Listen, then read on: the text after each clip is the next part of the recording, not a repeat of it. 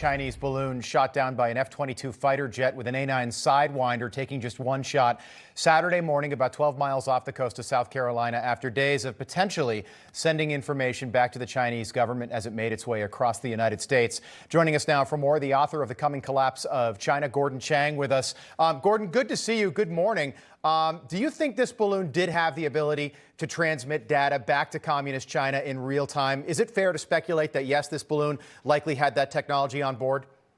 It likely had that technology on board because the Chinese knew that they may not get that balloon back for any number of different reasons, and not just being shot down, but, other things. So, yes, I'm almost positive that it had the ability to transmit back to Beijing. That only makes sense.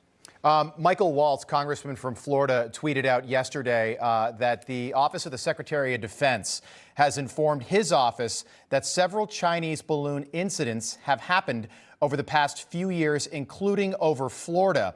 According to several Trump administration national security officials, they were informed of these intrusions by the Pentagon. How long do you think this is going on, and why are we only learning about this one right now? Well, I think we're learning about this because this one was unmistakable. The administration couldn't hide it. There's a real issue here. Biden says that he was not informed about the balloon until Wednesday, well after it had transited both Alaska and Canada, where it could have been shot down over uninhabited territory quite easily, and should have been shot down as soon as it entered Alaskan airspace. If that is indeed true, then I think that the President of the United States has reason to dismiss the Secretary of Defense and the Chairman of the Joint Chiefs for not briefing him on a critical national security threat. I don't know what anyone said to Biden, but it appears that nobody said anything to Mike Esper when he was Secretary of Defense and to Mike Pompeo when he was Secretary of State, and apparently not to Trump either. So there seems to be a problem in the Pentagon about not informing the political leadership of clearly something that they should have known about. Okay. Part of this was a probe of Joe Biden and his leadership style. Part of this was a probe of U.S. military capabilities. Did the president pass the test in the eyes of the Chinese? No. Well, no. It's the question, let's say, not of the president, because probably the president did the right thing, if indeed he heard about it only from Wednesday. But clearly the national security establishment of the United States failed because it should have been shot down as soon as it entered Alaskan airspace. You got to remember that this balloon hovered not only over Malmstrom Air Force Base in Montana, where we have our ICBMs, intercontinental ballistic missiles. It also went near Offutt Air Force Base, which is the home of Strategic Command.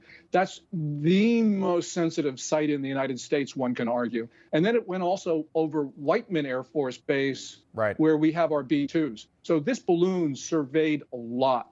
And this is an intelligence bonanza for China. And this is a complete failure on the part of our national security officials. Yeah, in all, it traveled over 5 military installments that we know about, Grand Forks Air Force Base and Minot Air Force Base as well. The AP had an article about the United States shooting down this Chinese balloon. China, quote, responded that it reserved the right to take further actions and criticized the U.S. for an obvious overreaction and a serious violation of international practice. What does that take further actions part mean? I don't know, but I think that it probably means nothing. This is relatively mild language. I would have expected more from China.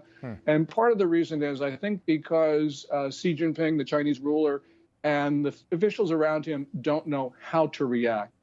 And therefore, that was just sort of a placeholder statement, something that was, that they dust off because they have it in the file cabinet. This sort of, to me, indicates that there are serious disagreements at the top of the Chinese political system. And possibly the Chinese military did this on their own. I'm not saying 100% that's the case, but we need to consider that possibility because that says all sorts of things about China right now. Interesting. Here's Marco Rubio on why he thinks China might have done this. This is not a coincidence that this thing traversed the United States over sensitive military sites. leading up to Blinken's what was scheduled to be his visit to China. This is deliberate. They did this on purpose. They understood that it was going to be spotted. They knew the U.S. government would have to reveal it to people. We're going to see it over the sky. And the message they were trying to send is what they believe internally, and that is that the United States is a once great superpower that's hollowed out, that's in decline. And the message they're trying to send the world is, look, these guys can't even do anything about a balloon flying over U.S. airspace. How can you possibly count on them if something were to happen in the Indo-Pacific region? Gordon, 15 seconds. Does China pay any price for this? Not under Biden, but eventually I think there will be a change in U.S. political opinion, and China will pay a price eventually. All right, Gordon Chang.